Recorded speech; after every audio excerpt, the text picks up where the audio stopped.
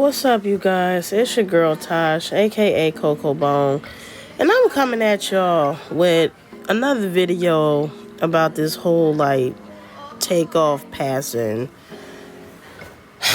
situation, man. I'm not even gonna hold y'all. I'm not gonna do a lot of big time editing on this video. I just kind of wanted to record my thoughts and go over a particular performance, and that performance is Nothing Changed by Quavo and Takeoff before he had passed. And this whole situation with Takeoff, honestly, you guys, has been spiritually bothering me a lot. You know, from the fact that his last performance of Nothing Changed, he was talking about he'll give up everything just to see his grandma. You know, the drugs can't heal the pain. And then literally right after that performance, I think it was on the Jimmy Campbell show, that's when the whole incident occurred with him losing his life, you know, after the Messy video. And this just been bothering me for two reasons. One, I don't even know if I want to do rap music no more or be a rapper because there's just so many bad things happening to rappers right now. We're losing rappers left and right. And two, I want to also elaborate and talk about how your family can truly be your worst enemy, because I am highly convinced that Quavo allegedly really got his nephew killed just so that he could still be famous. It's so bothersome to me spiritually and emotionally and mentally so much, because it's just I feel like after this situation happened with Takeoff, a lot of evilness is starting to get exposed. I'm pretty sure you guys have heard about QC, you know, quality control, Pierre Thomas' mother calling into this YouTuber page, Gossip Girl XOXO. She called into her live to expose all of the tea, the dark tea, about her son and how evil the industry has been towards his own mother. You know what I'm saying? She said that they've been making sure to not have her around. They cut her off from Pierre Thomas because, see, what the industry do, once you sign your name and blood to them, they own you now. And they cut out outside ties that you used to be connected to before you became famous, because it's easy for those outside people to convince you to not be a part of the industry no more. That's why they cut out all of your peoples that you used to deal with before you became famous, because they don't want them to make you change your mind about the wickedness and evil that goes on within the industry. So this whole situation has just been a mess. It's just been really bothering me spiritually with this situation. You know, we lost Triple X Tentacion. We lost Young Dolph. We've lost a lot of rappers, you guys. A lot of rappers. You know what I'm saying? And it's this shit is just a pattern at this point. But let me not ramble on too much. I want to get into the lyrics of Nothing Changed from Quavo and Takeoff. Now, what I'm going to do is I'm going to play a clip of half of his verse, and then we're going to come back to the lyrics, and I'm going to do the same thing for the rest of his lyrics, and then we're going to come back and talk about it. Born exchange the change. Fame came with the change. You get a stripe for a stain. You about to crash out your lane. The umbrella out of the rose was colored and know it came with the rain. No letterman, I've been a veteran. Do anything for a name. When you start getting a little change, watch how your partners and everything change. When you start getting a little change, watch how your partners and everything change. And when you step foot in that field, make sure you strap it, make sure you got aim. And when you step foot in that field, make sure you strap it, make sure you got aim. My they shooting to live, I see some they shooting for fame. They don't know that it get real, that's how you end up getting blown out your brain. My they shooting to live, I see some they shooting for fame. They don't know that it get real, that's how you end up getting blown out your brain. The money, the car, the change, and fame, I give up everything. To see my grandmother, to see my can pick up the drug, can't heal all the pain. The money, the car, the chains and fame. I give up everything. Why? To see my grandma, to see my can pick up the drug, can't heal out of pain. Okay. Alright, so the very first half of his verse, right?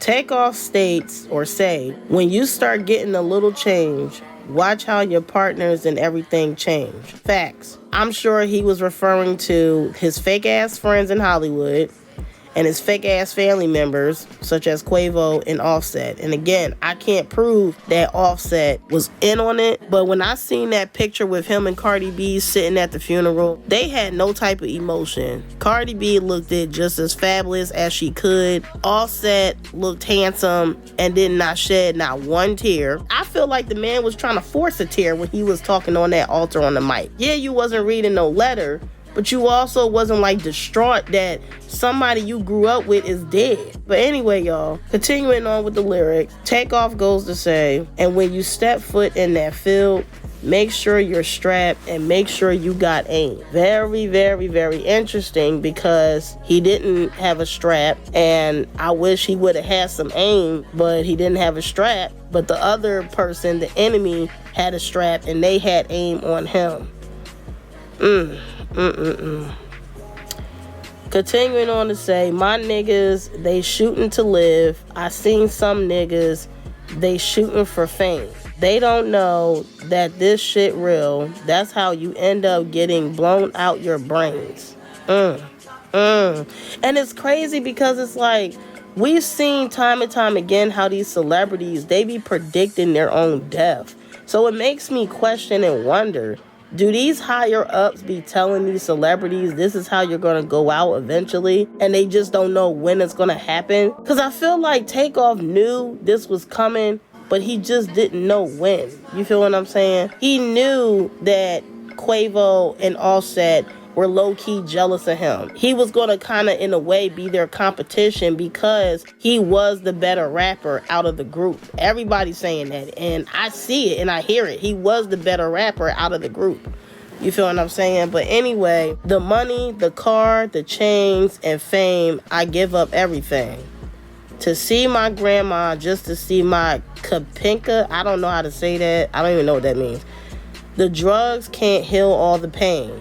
And that part hit me so bad because he wasn't happy, you guys. You could tell that this man was not happy. You could tell that at this point it was strictly business. And when he said that he wants to give up everything, the money, the car, the chains, and the fame, all that stuff that we look at as luxury, and we want it all. We want everything in this temporary life. It don't mean nothing if you don't have your soul. For what shall it profit a man if he gains the world but loses his soul? He had everything he wanted. Anything. He can afford anything. He could buy anything he want. But when it's all said and done and he's off camera now and he takes off all the jewelry and all, get out the expensive car and go to lay down at night, what are you truly living for? You have no purpose no more on this earth. All there is to do is just to get high and to have sex with a bunch of prostitutes. That's it. And some people, they like that type of lifestyle. They could die in peace with that lifestyle. But they're going to go to hell because all that stuff is wicked. It's wicked. It's wicked to sit up here and just self-indulge in your flesh. We are supposed to be just living on this planet Earth. We're not supposed to be of the earth. We are not of the earth. We live here. We're dealing with it the best way that we can.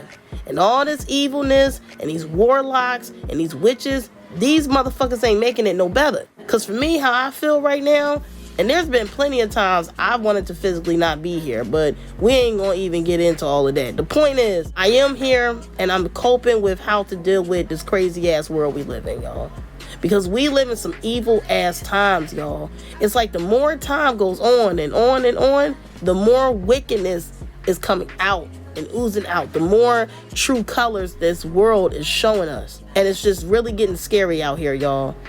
But let's move on to the next half of his verse. I I get you knocked off of earth. You play with my body, you play with my name. Play with it. I wet him up like he surfed. If he looking strange, I pop at his brain. I'm rocking a watch with no diamonds in it. It cost me a ticket, it's plain. I put baguettes in the paddock with time is it, and it cost me a rose insane. I don't post pics with sticks and that's how them boys get framed. I don't post pics with sticks and that's how them boys get framed. I've been the same since a jit, little bitch. When they see me, they say, nothing change but the take off. So then the next half, he says, I get you knocked off of earth. You play with my body. You play with my name. I wet him up like he surfed. It be looking strange. I pop at his brain. I'm rocking a watch with no diamonds in it. It cost me a ticket. It's plain. I put Bugattis in the Pekka. What time is it? And it cost me a Rolls insane. I don't post pics with sticks and shits. That's how them boys get framed. I've been the same since a jet, little bitch. When they see me, they say. So the very last part that really stood out to me was, I don't post pics with sticks and shit. That's how them boys get framed. He's talking about guns. You don't never, ever see Takeoff being on some extra shit with posting up guns and all this extra stuff. You feel what I'm saying? But again, it makes me wonder, was he hinting towards his killers? This whole verse that Takeoff had, it was predicting how he died. And Takeoff really didn't give a fuck about all the extra shit. He was always in the background. And it's crazy because for so many years, yeah, we've heard him rap on the songs. But if you notice on the biggest hit of theirs, Bad and Bougie, why they had Lil Uzi Vert versus, Takeoff? Why didn't they have Takeoff? If it was Future by the Migos, not Feature by the Migos, but if it was the Migos song, why did they have the feature as Lil Uzi Vert versus Takeoff? You want to know why? Because Lil Uzi Vert is down with the cause. He's down with all that satanic stuff. He's down with all them rituals. And it seems like Takeoff behind the scenes wasn't trying to fuck with that shit. He wasn't with all that weird, Illuminati shit. Or he was with it, but eventually the human part in him started to change up. You feel what I'm saying? He didn't want to be a part of that type of stuff no more. He wanted to repent and have God forgive him for his sins. But by the time he wanted to do that, and this always happens when a celebrity don't want to be on that type of time, he got shot and killed and it's too late. It would not surprise me if he is burning in hell right now. And I know that's sensitive to say. I know that people don't like to think of hell, but hell is a real place. You cannot perform wickedness on this planet Earth onto other people and hurt other people and think there ain't no place for you in hell. Hell is real. Just how heaven is real, hell is real. And it really makes me upset when people just going to keep saying, rest in peace, as if hell don't exist. I know you don't want to think of your loved one burning. I understand that. I know you don't want to think of your loved one going through dark tortures. I understand how traumatizing and emotional that can get for you. But I need y'all to understand that we are truly living in a spiritual warfare. Hell is a real place. And the more that you don't repent, the more that you don't pray, the more that you don't ask God for forgiveness, the more that you don't take God serious, you want to think God is a joke. When you about to pass, he's going to let you know this wasn't no joke. And if you didn't repent, you're going to burn. You're going to burn for all of eternity. And who wants to burn? You know what I'm saying? It's scary to think about. I understand that. I get it. But somebody got to be real enough to have this type of talk with y'all. And I'm having this type of talk with y'all because I love y'all. I love all of us, including me. I want all of us to go to the gates of heaven. And this shouldn't be a bad thing to talk about. We need to talk about this. Now, yes, after this video, I'm going to get back to my daily routine of reaction videos, talking about something else. I obviously need a break from this shit. But I just can't help but to talk about something that's weighing in on my spirit, because this situation is extremely sad. And now moving off from this song and these lyrics, the second topic I wanted to get into or elaborate on real fast is about family. Family is truly your worst enemies. Do you know right now my brothers are jealous of me? Do you know that my brothers ain't never had my fucking back growing up? Do you know how bad that hurts? Do you know my aunt's kids? I don't fuck with none of my aunt's kids. None of them. She got 5 kids. I don't fuck with none of them. Why? Because there's always been some type of jealousy. I've always dealt with jealousy growing up my whole life. And granted, nobody comes out and say, hey, I'm jealous of you. So yeah, it's easy to dismiss it and be like, oh, ain't nobody hating on you. What we got hate on you about? What's so special about you? You know what's special about me, because if it wasn't special, your ass wouldn't be a jealous ass fucking hater. You know what's special about me. And I think it's sad that Quavo was so intimidated by his own fucking nephew to the point where he got that man taken out and gone. He is gone, y'all. The Migos will never be the same. The Migos died right along with Takeoff. The Migos is dead. It makes me feel some type of way. I can't even listen to their music no more because I don't like Quavo and I don't like Offset. I don't like them for what they did. It just goes to show how wicked and evil these people are. You took out your own blood so you can still be considered lit in quotation marks to the world? Like, that's really crazy to me, y'all. This picture says all false and jealous family members can give you is lies, drama, and jealousy. And that's some real ass shit, yo.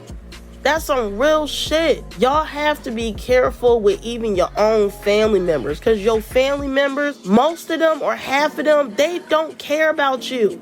They don't care to support you. Do you know how many showcases I have done? And not one time neither of my brothers came out to support me. Not one showcase. I done so many showcases, and these motherfuckers ain't never came out to support me. But they can go out to support Ines. You've always been jealous. Always.